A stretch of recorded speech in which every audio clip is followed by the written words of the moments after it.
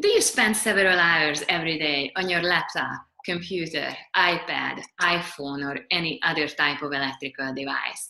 If you do, I bet you have neck pain, shoulder pain, TMJ pain, probably headaches, burning sensation and pain between your shoulder blades, lower back pain, and even sciatica.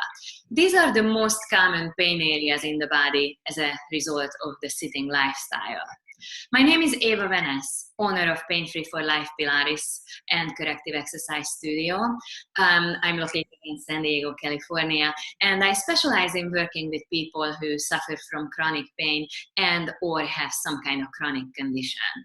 I would like to introduce my special guest today, Dr. Chris Brew, owner of Vitality Chiropractic in San Diego, California.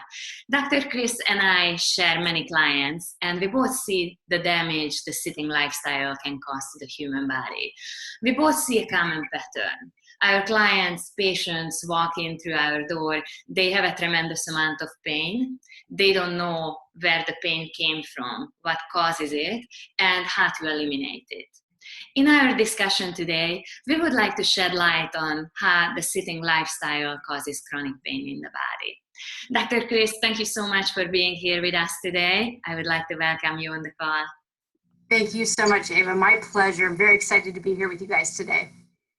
Dr. Chris, would you say a couple of words of what you see in your chiropractic practice when people walk in with chronic pain, where it comes from, what you do, how you can help them eliminate it, and overall just share your knowledge with us? Sure, Eva, my pleasure.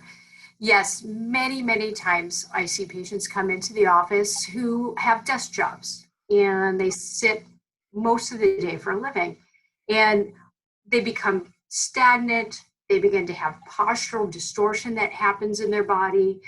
Their spines become more immobile and their muscles begin to deteriorate. A lot of different things start to happen with their body that then creates these patterns of pain. And so one of my jobs is to do a full spinal analysis and postural analysis to find out what's happening and why it's happening. And I have to tell you, Eva, 9 out of 10 times, their ergonomics are very poor at work. They need to reestablish a whole new way of being at their desk. One of the biggest things that I now really try to push with my patients are standing desks. We know that the research tells us most of us sit about 13 to 15 hours a day. Now, ideally, we should only be sitting about 3 hours a day. Now, Eva, you and I are really lucky because our jobs, we're constantly walking, we're constantly moving. So we have this rare opportunity to be able to teach people all these great things that we know.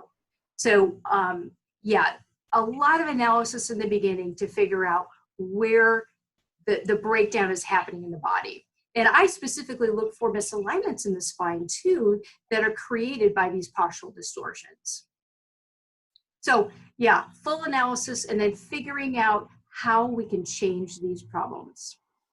You know what I was just thinking about, Dr. Chris, that maybe some people are listening to us and they don't even realize what kind of postural changes, postural deviations we are talking about. So hopefully I can mimic it if I really try. I'm sure when I'm lazy, I sit just like that. So when you sit at your desk or when you're watching TV, when you're on your laptop, your iPad, your iPhone, the shoulders tend to hunch forward, right?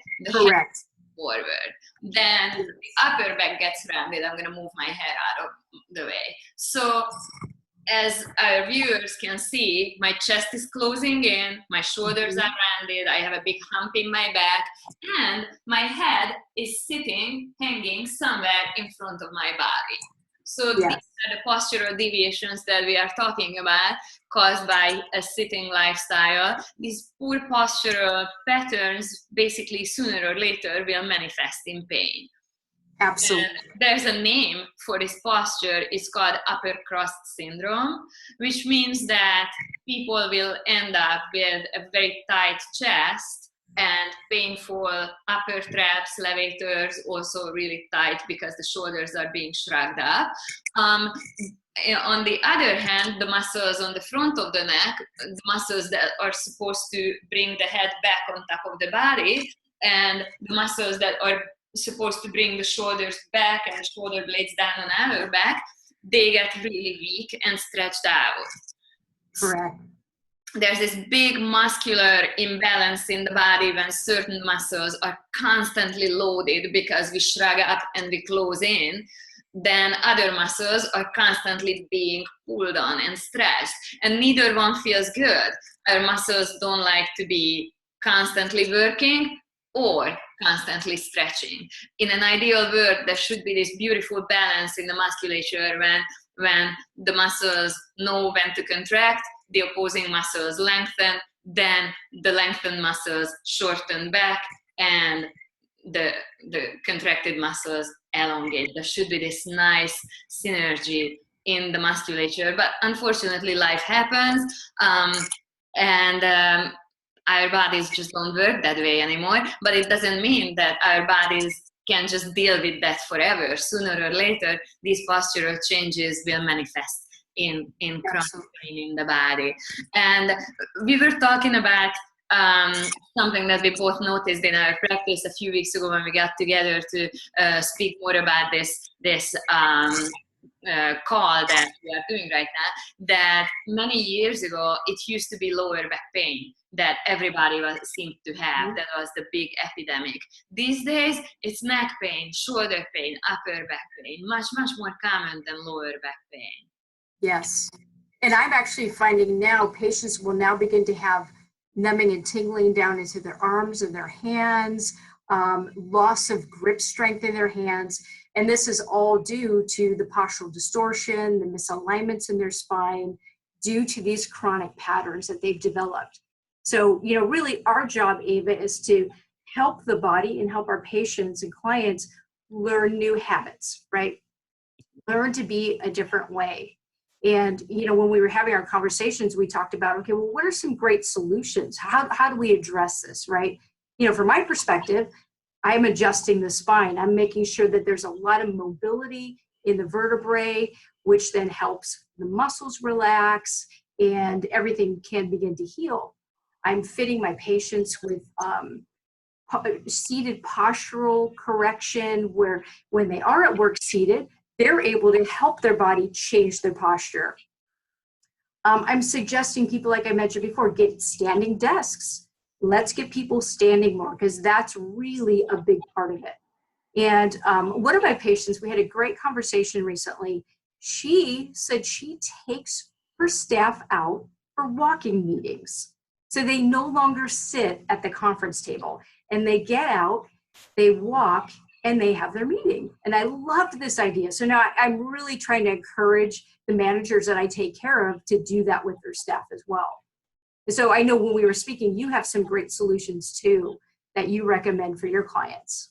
Definitely. I always encourage everyone to do some homework at home besides what we do here in the studio together, because if we get together for an hour-long Pilates or corrective exercise once a week, but my client sits for 15 hours a day, the 1 hour of Pilates is not going to change their pattern. So it's very, very important that people constantly check in with themselves and correct their posture, because if they slump back to where they were, no matter how much we stretch, how much we strengthen, how many times they get adjusted a week, right? They're still going to shift back to their old patterns, and the chronic pain cycle is not going to break. So it's very important to pay attention to your posture. You have to realize where your head is, where your shoulders are, how to straighten your spine, engage your abdominal muscles, engage your spinal erectors, so you're actually in an upright position fighting gravity as opposed to constantly giving in to gravity. Gravity is something that we all have acting on our bodies, and if we don't fight it successfully, then it's going to pull us forward and we'll bend forward, our muscles get overly tight, other muscles get overly elongated. It's very important to pay attention to that. Stand up tall, pull your shoulders back, bring in your chin. Also, there are certain things that you can do at home or you can do at work just to revitalize your body and straighten out. So for example, get a foam roller, roll out your upper back, roll out your lower back, roll out the glutes. You can lay down on that foam roller and do some chest opening stretches. Just open the elbows up to the side. It's going to open up those tight muscles on your chest. Also, you can incorporate some of these techniques in the office as well. You don't even have to take time in your free time after work. So for example, as you're sitting in the chair, raise your arms up in the air, draw the arms back as far as you can. That's going to straighten out your thoracic spine. And then in the same time, you can raise one of your arms and just reach over your head to bend your spine to the side. Be sure that you repeat it on the second side as well. In order to open up the tight chest, just open your elbows out to the side, squeeze your shoulder blades together just to reverse that posture when you're hunching forward. And another important thing, since our spine thrives on mobility and bending, rotation, it's very important that you give it a nice twist. We usually move really well forward. Most people move well backwards as well, maybe sideways as well, but rotation can be very, very challenging when your spine starts bending forward. You're losing valuable inches of rotation if you're hunched forward. So be sure that you sit up tall and you twist your spine, holding your best possible posture. And these are all techniques that anybody can do anywhere, sitting on the couch at home, sitting in an armchair, working in the office. I encourage everyone, as you said, Dr. Chris, it's super important to stand up. So if you have to make a phone call, wear your earbuds. Be sure that you don't hold the phone with your shoulder, right? Because your neck is going to complain about it. Stand up, walk around in the office. If you get a chance to go outside, make your phone calls over there. If you're reading emails, you don't necessarily have to sit in front of your computer. Stand up, you can still read them. Use every possibility, every chance you have to change that sitting pattern. Get out of your chair, move your body, and it's going to be very, very thankful for that. You know, Eva, you bring up a really good point. You know, the chair is so important as far as our posture. And again, I see a lot of patients who talk to me about what they're sitting in, and it's very evident that they're not fitted correctly for their chair. Another point I'll bring up too before I get into the chair is that they found new research that shows we need to get up more than once an hour. We actually have to get up and move every 50 minutes to make sure that our metabolic processes are engaging and that we're staying healthier. So one of the important things when you're looking at a chair and making sure you're fitted right is I like to go with the 90-90 rule. So your knees want to be bent at a 90-degree angle. Your hips want to be at a 90-degree angle. And of course, you want to make sure that the back of the chair is really supporting you well, you know, and that maybe it's not cutting you off midway at your thoracic spine. That's actually coming up high enough to give you that support. And then as far as the length of the seat of the chair, you always want to make sure you have 3 fingers between your knees and the back of the chair. And again, many times people are in a seat that's way too short for them or way too long for them. And then again, they're having to readjust their posture in such a strange way. It's perpetuating that distortion in their body. Another thing too is make sure your chair has mobility to it. They're making new chairs now that you can constantly have movement in them. So those are some really basic, simple things to look for with your chair. And I always encourage my patients too, if they don't have a chair that fits them right and they can't change it, you know, talk to your supervisor and get the chair that's going to fit right. Exactly. I would like to mention the kind of chair I have.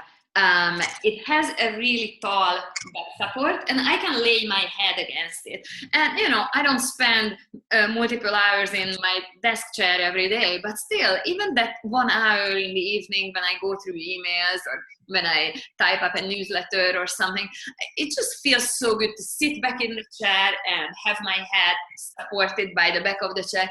As opposed to, it's so common that office chairs, they sort of just end in the middle back. So they leave the upper back and the head unsupported, and maybe it doesn't feel uncomfortable in the first, hour or so when somebody sits down, but for 8 hours or 10 hours every single day of the week, Monday through Friday, that can be very, very tasking on the body.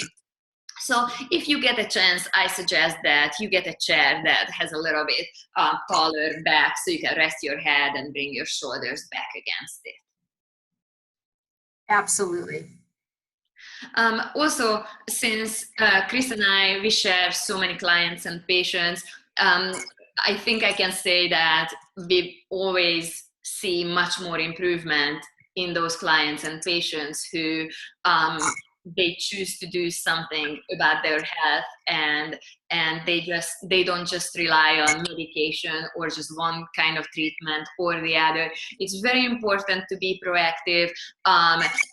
If you see good results from chiropractic, also you're going to hold your adjustments much better if you do strengthening, and vice versa.